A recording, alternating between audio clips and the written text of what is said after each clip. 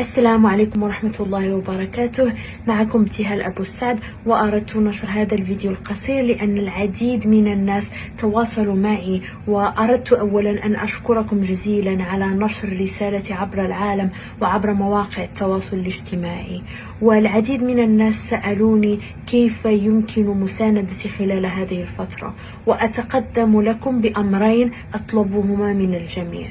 الأمر الأول هو مقاطعة جميع منتوجات مايكروسوفت، سواء كانت اكس بوكس أو كوبايلوت أو كاندي كراش. أي منتوج من مايكروسوفت تستخدمونه ينبغي مقاطعته، والهدف من هذا هو تبليغ الرسالة لهذه الشركة أننا لن ندعمكم ماديا ولن نستخدم منتوجاتكم حتى تتبنوا مبادئ إنسانية.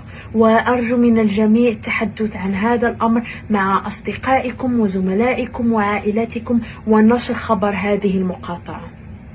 أما الأمر الثاني فهو أن أي شخص يشاهد هذا الفيديو يجد نفسه في منصب يشابه منصبي، أي أنه يشتغل في شركة تقوم أيضا بانتهاك مبادئ إنسانية.